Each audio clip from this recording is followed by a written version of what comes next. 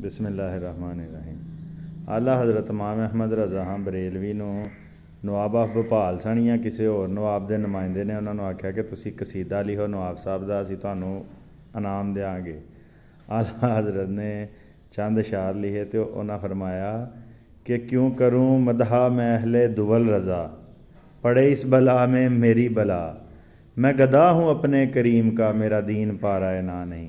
उन्हें कहा मैं तो नबी करीम सल्लल्लाहु अलैहि वसल्लम का जिहड़ा दर दा गदा वां, मैं कोई पैसे वास्ते पारा है नान खाण वास्ते पैसे वास्ते तो नहीं लोगों के कसीदे लिखदा, मैं सिर्फ नात ही लिखांगा। हसाने हिंद उन्हां नूं तां ही कहा जाता कि वो नात दे सब तो वड्डे शायर ने हिंदुस्तान दे विच। तो सानू भी लोग आते हैं कि तुहाडा होरे की एजेंडा, तुसीं पंजाबी की गल करते हो तो तुसीं शायद होरे सिखां दे एजेंट हो या इंडिया के एजेंट हो। तो कोई इल्ज़ाम लांदा, कोई इल्ज़ाम लांदा है।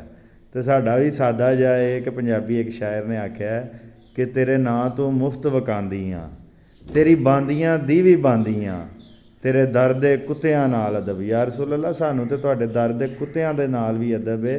असीं सिर्फ तुहाडे नां ते वेखने आ, दुनिया की होर कोई ताकत सानू नहीं खरीद सकती। तो सब मुसलमानों नूं जश्न ईद मिलादुन नबी मुबारक होए। अस्सलाम वालेकुम।